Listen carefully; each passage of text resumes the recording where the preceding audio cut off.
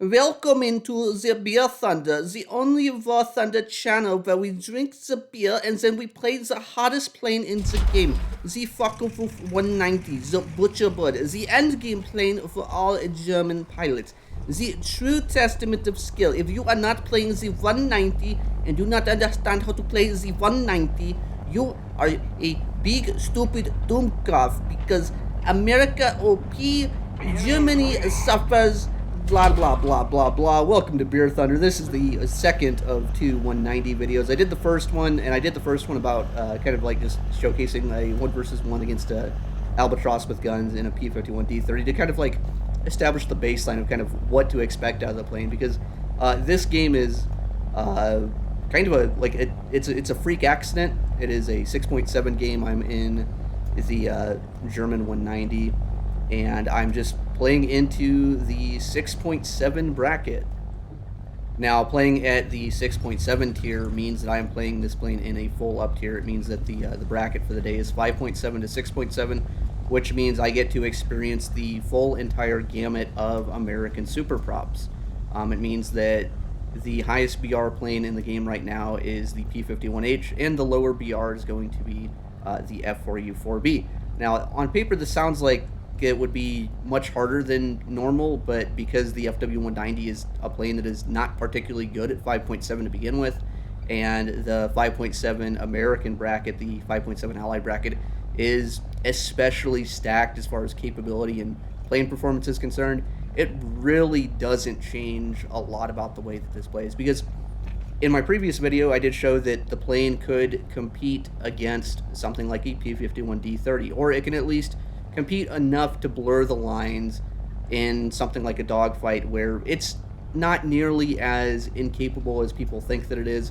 At the same time, the American bracket, the American tech tree at this tier is just incredibly versatile, incredibly well stacked. If you want to play the fastest plane in the game, you take the P-51H. If you still want to be faster than everything else and turn a little bit better and have giga cannons, you have the F4U-4B. If you want to even turn better than everything else and climb better than everything else, there's the LF9 Spitfire in the American tree. I mean, that's at 5.0, but you can obviously bring it all the way up to 5.7.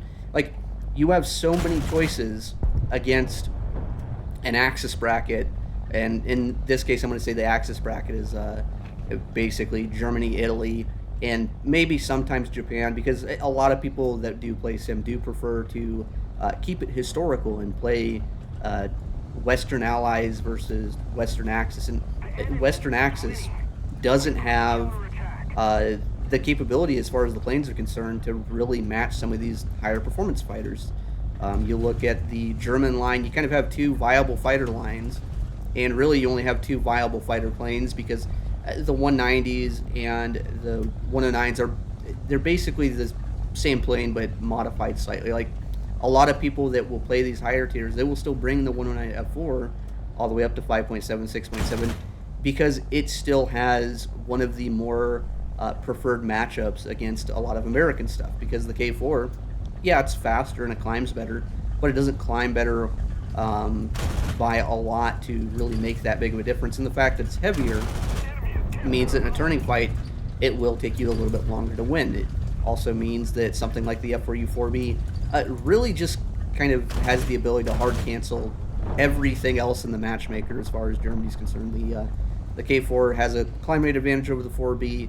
The 190 has basically no advantages. You can make an argument for roll rate, but as I said in the previous video, roll rate will enhance your agility. It means that you can change directions very quickly, and it's a huge asset for the 190. It means that you can point the plane in the right direction a little bit sooner than the other guy, but once you get pointed in the right direction, you don't really move in that direction nearly as quickly as you want to. The other huge asset for the plane is kind of a double-edged sword. The energy retention is very good, especially in turns, because you're not really pulling a lot of AOA to bleed your speed, but that also means when you get into a scissors, you do want to kind of drop your throttle to 0 and try to get your speed a little bit lower to get the guy to shoot past you, because oftentimes what happens is you'll do like these scissoring maneuvers and you'll try to like stay out of their guns, and you just end up being faster than the other guy behind you, and just flying back and forth through his guns, and eventually he hits you and your wing gets crit, and then you're just dead. But that isn't really the Achilles heel of the plane. The Achilles heel of the plane is just the fact that it's kind of overgeared at 5.7, because at 5.7 you're in a plane that is fast, it accelerates good, but it doesn't turn well. And you're fighting things that are faster, accelerate better, and turn better pretty much every single day of the week. That means that if you want to play this plane at 5.7, even on down tier days, you're going to be forced into some really, really hard, challenging matchups. If you are in this plane and you get something like a P-51 behind you, or an F4U-4B, and they have an energy advantage, even a slight one, they can run you down, they can force you to turn, and you're in a plane that does turn worse than they do. You are not going to automatically win the dogfight just by deploying flaps. You can make it close, you can do some stuff with it, and because of your lack of performance, you are actually forced to do that, or you're forced to, in a lot of cases, for the way I've seen a lot of people play this plane, is they go up, they sit about a grid square in front of their airfield, and they will dive on the bombers that attack the airfield, and then as soon as they get someone behind them, they run to the airfield and they rotate around it until you're just eventually forced to leave them alone. It is just 6th Army gameplay, but from cockpit view. So to me, that's not very fun. So I try to avoid that at all costs. I don't care if the plane's good, bad, or otherwise. I just don't like using AI to win the game for me, because it's the game is supposed to be my fighter pilot fantasy, and if I'm not able to go out and shoot a bunch of people down on my own merits with the plane performance and the situation and read it, then to me it's just not fun. Now for the saving graces. The saving grace of this matchmaker is that most of the American players that you run into are not going to be able to fly their planes to the performance advantages that they have. It means that if you give them the opportunity to make mistakes, they can make mistakes, and then you can exploit them. And the 190 has just enough performance to take advantages of those mistakes. Like right now, we're trying to do a flat scissors in front of a 51H. I'm cutting the throttle. I am going to get hit a little bit. I do tank the damage, but because I cut the throttle, he is going to overshoot here. And from this position, we're going to get behind him. We're going to drop the flaps. He's going to flat spin a little bit. And from this position, I can fight him. And from this position, with the flaps, I can keep up with him long enough that I will probably be able to secure the kill. Like right here, we see that he's got some brain activation. He overshot. He dropped his throttle, and he tried to initiate the scissors again. But we're gonna stick with him, and then a friend's gonna come by and blow him out of the sky. And oftentimes in this plane, I will start defensively, at least probably around 40 to 50% of the time, because you don't have the performance to really dictate the fight from the get-go. You don't have the ability to run away or climb away or do anything like that. It means that you have to take some of these maneuvering fights. You can extend a little bit. You can run away a little bit to try to maybe separate two guys. Like if you have two guys and one guy's in a slow plane, one guy's in a fast plane, like yeah, run away from the fast plane as long as you can to get the distance between the slow turny plane to be much greater, so that you can maybe 1v1 the fast plane, kill him quickly, and then be able to run away from the turny plane. Problem is, really with the 190 at 5.7, 6.7, even 5.7 down, there's a lot of stuff that runs you down and just outturns you too. So it means get good, learn to play the trajectory, and kind of with this plane, what I always try to do is I try to set up for at least what I call like a nose-to-nose neutral merge. Like if we can start so that both of us have to do a 180-degree turn to get on each other's tail, it gives me a lot more opportunity to watch you try to make a mistake, and gives me the opportunity to kind of work with it. The part that you don't want to be is you really don't want to be in those situations where you're having to rely on doing like a flat scissors at slow speed against a guy, hoping he overshoots and hoping that none of his guns hit you. Because as much as people like to talk about flat scissors in the 190s being like its strong suit, the planes that you're fighting are not particularly bad at it, and starting in gun range in front of someone's guns means that really the only thing they have to do is rudder and aim correctly just one time, and all of a sudden all that performance advantage that you have at the start is just kind of out the window. They can also just get behind you and you start cutting your throttle, you start going back and forth, they can just go up, do a lag displacement roll, and then you just cope and seethe. But anyways, we got a P-51 in front of us here, and we got another P-51 behind us. And this is one of those situations where we're just trying to hang on. We're trying to take the shots that we can get as we get them. The 51H, he kind of went further to the outside. He's kind of like wandered off by himself, and we react to the guy that's immediately behind us. We roll around, and we're gaining a little bit of position, and we're using a lot of those techniques that you saw in the 1v1 video. We're not really voicing them like, okay, I'm going to go up. I'm maintaining energy. I'm doing this. Like, I go up, I get behind the regular P51, and I notice this guy coming back in, and I switch targets right away. Because the other P51 is not completely a threat yet. Now he gets into a position where I should die here. Like, I should be dead, but I can kind of hold on. And at this point, I'm going to just kind of try to run away a little bit, roll in front of his guns, and I'm going to try to use that roll rate and hope he overshoots, because at this point, if we just stay turning flat, even the regular P51 is just going to outturn you, and that's not very good. So we roll up over his nose, doing the flaps thing, spamming the flaps, getting slow, getting fast, getting slow. Like, we're transitioning speeds with the flaps to kind of maintain control, because as we go up, as we get slower, if we keep the flaps in, we will lose control.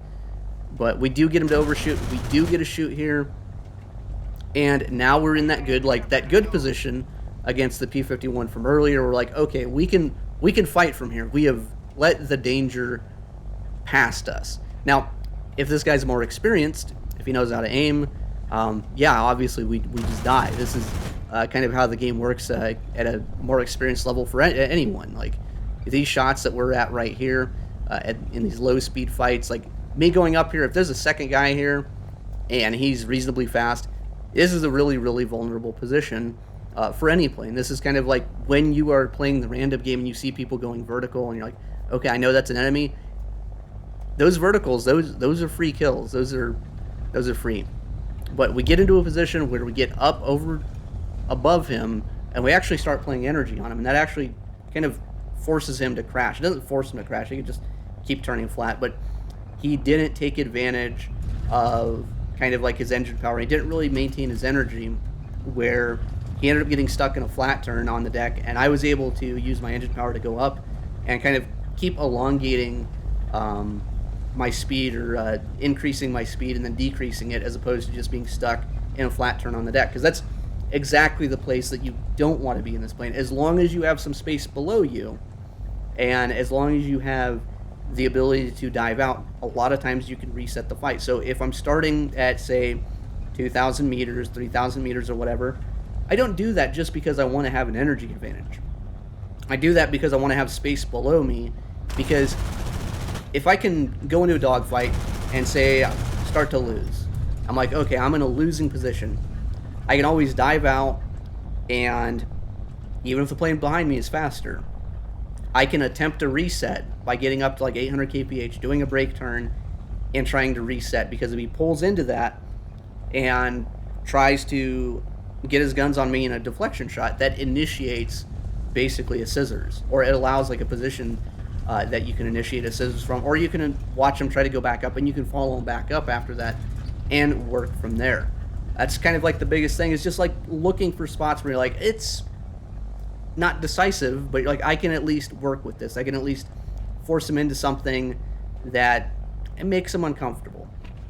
And this is not something that's like unique to the 190. There's a lot of other planes that can do the same thing, that do it better. The F4U4B absolutely positively just does everything that the 190 can do, the same kind of play style if you wanted to do it, and just do it better. The landing flaps means that you have a lower stall speed, better guns, higher velocity guns. You're able to punish the same kind of mistakes a lot more readily. Same thing with like even the K4, I'd say is better than the 190 D9, because the K4 is faster, climbs better. It doesn't roll as good. And one of the things that I do when I play the 190 is I usually keep the K4 on a second crew slot, because the K4 is much more usable, and it's much more usable in situations where you're having to fight more than one person, or in situations where you have to use that climb rate to get back to like a position where you can at least fight multiple people from, because the 190, its climb rate's okay, but it's 190, the climb rate's kind of below that of all of the other 109. So it's okay, but it's nothing special. The only thing that would make this plane somewhat special is if it got moved down to 5.3 BR, which, given its performance, I don't think is all that unreasonable. I think at 5.3 it would still be kind of the upper end of mediocre. It wouldn't be anything overwhelmingly powerful. There's still a lot of American planes that you fight that would be faster and turn better and also climb pretty much just as well. For instance, overall, I think the P-51D-30 is a more capable plane than the D9, but at 5.3, the matchup between these two planes is a lot more equitable than the D9 versus a lot of the 5.7 matchmaker. It means that at 5.3, the 190 D9 would have a day where it technically shines, but it really wouldn't shine too brightly. It wouldn't be the same as, for instance, the MB5 all the way down at 4.7. It wouldn't be so oppressively overpowered where it just kind of easily walks away from the rest of the matchmaker. It would just be a solidly decent alternative to some of the later model G Series 109s, where when you combine the assets of these two planes together, they you could create a soup that is somewhat okay, where people would be more inclined to fly the plane and more inclined to fly the plane in ways that aren't just strictly boom and zoom, run to the airfield, wait for the enemy to leave you alone kind of gameplay. Now, I would not expect the BR to change anytime soon. Prop BRs in Sim are basically immutable objects. They are basically unmoving, uncaring, and will exist in the same way that they currently do until the end of time, or until Gaijin completely redesigns and reevaluates the game mode. Because I think the reality is that even though the plane performance-wise is bad, it's just not something that's going to manifest strongly enough in average player statistics for Gaijin to go out of their way to down tier this thing. Anyways, watch the Spitfire lose sight of me, get into a turn fight, and then just try to fly straight, and just ignore all of the rounds going over his shoulder as he explodes. As I said, plane's not very good, but it just really doesn't matter. And I think it comes down to the fact that most players are not capable of playing to the performance differences of their planes, but it also comes down to the way that sim matchmaking works, or the way that sim games tend to develop, where as soon as one team builds momentum, usually the other team ends up quitting.